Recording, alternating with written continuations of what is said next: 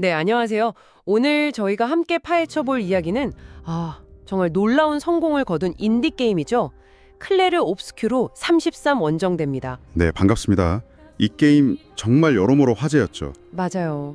특히 그 AA 게임 개발 경험을 가진 소규모 팀이 어떻게 이런 뭐랄까 압도적인 결과물을 만들고 또 시장에서도 성공했는지 그 비결을 좀 깊이 들여다보려고 합니다. 게임 산업의 현재나 미래 아니면 좀 영리한 성공 전략 이런 거에 관심이 있으신 분들이라면 분명 흥미로우실 거예요. 그래서 저희가 오늘 개발사 배경부터 시작해서 사용된 기술, 자금 조달 방식, 시장 반응, 그리고 거대 AA 게임들과의 비교까지 관련 자료들을 좀 샅샅이 훑어보면서 이야기를 풀어가 보려 합니다. 가장 궁금한 건 이거 아니겠어요? 고작 설명도 안 되는 틈이 어떻게 보면 수백, 수천 명이 달라붙어 만드는 AA 게임 같은 퀄리티를 내고 네, 그렇죠. 거기다 100만 장 이상 판매하는 상업적 성공까지 거뒀냐는 거죠. 이게 그냥 운일까요? 아니면 뭔가 게임 개발의 새로운 패러다임을 보여주는 걸까요? 일단 그 팀, 샌드포 인터랙티브, 여기부터 좀 알아봐야 할 것 같아요. 2020년에 프랑스에서 설립됐고 듣기로는 유비소프트 같은 대형 개발사 출신 베테랑들이 주축이라고요. 네, 맞습니다. 기용 브루슈 CEO를 포함해서 정말 30명 미만, 진짜 소수 정예죠. 와, 30명도 안 된다니? 정말 놀랍네요. 네, 그 경험 많은 분들이 만든 게임이 바로 클레르 옵스큐로 33 원정대입니다. 이게 장르는 턴제 RPG인데 좀 독특하게 실시간 반응형 액션을 결합했어요. 전투 방식이 좀 특이하군요. 그렇죠. 그리고 언리얼 엔진 5를 기반으로 해서 와, 비주얼이 정말 대단합니다. 배경은 베레포크 시대 프랑스고요. 그 19세기 말에서 20세기 초 그 아름다운 시절 있잖아요. 네네, 압니다. 분위기가 정말 좋겠네요. 분위기뿐만 아니라 출시되자마자 메타크리틱에서 92점을 받았어요. 판매량도 이미 100만 장을 훌쩍 넘겼고요. 92점. 이야, 대단하네요. 비평가들이 하나만 좋았으면 거의 완벽한 RPG라고 했다는 말도 들었어요. 맞아요. 그 정도 평가를 받았죠. 근데 여전히 궁금한 건 저 대체 어떻게 그 작은 팀으로 이게 가능했냐는 거예요. 단순히 언리얼 엔진 5가 좋아서다. 글쎄요, 그 엔진 쓰는 다른 인디게임도 많잖아요. 그거 정말 좋은 지적입니다. 엔진 자체보다 중요한 건 역시 어떻게 활용했는가겠죠. 여기서 바로 그 AA 경험이 빛을 발한 겁니다. 아하. 이 사람들은 언리얼 엔진 5의 강력한 기능들, 예를 들어 나나이트 같은 걸로 엄청난 디테일의 그래픽을 비교적 적은 아티스트 자원으로 구현해내는 거죠. 효율성이 극대화되는 거군요. 그렇죠. 그리고 루멘으로 복잡한 실시간 조명 같은 것도 아주 효율적으로 처리하는 노하우가 있었던 거고요. 약간 비유하자면 최고급 자동화 주방, 이게 UE5라면 이걸 베테랑 셰프, 즉 AA 경험자들이 지휘해서 적은 인원으로 미슐랭급 요리를 뽑아낸 셈이죠. 와, 비유가 아주 그냥 쏙쏙 들어오네요. 결국 기술적 레버리지를 극대화했다.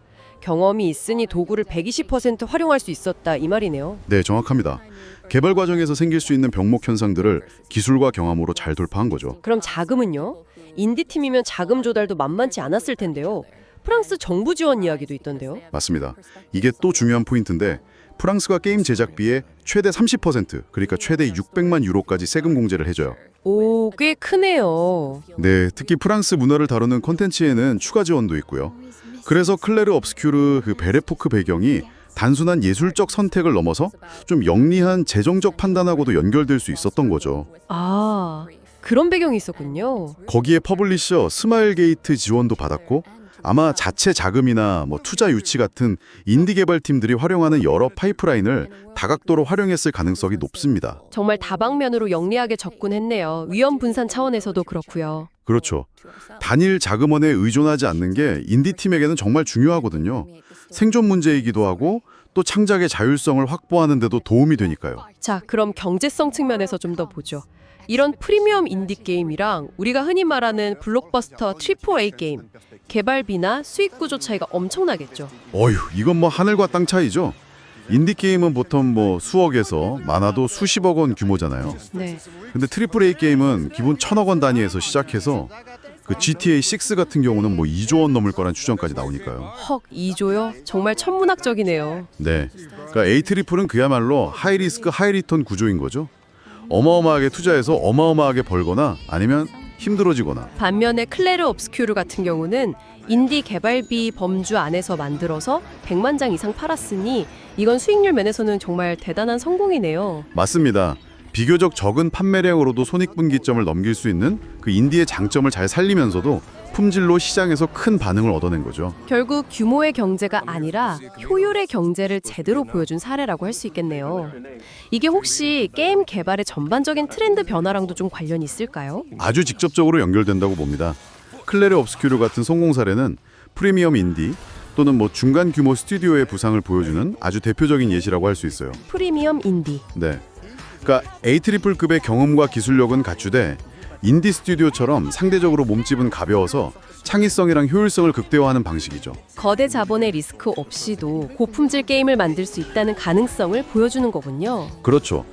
여기에 요즘 기술 발전도 한몫하고요. 언리얼 엔진 5 같은 고성능 툴이 점점 대중화되고 있잖아요. 또 앞으로 AI 기술이 개발 프로세스에 도입될 가능성도 크고요. 아, AI 이야기도 나오는군요. 네, 이미 게임 디자인 분야의 한 61% 정도가 AI 활용을 고려 중이라는 통계도 있더라고요.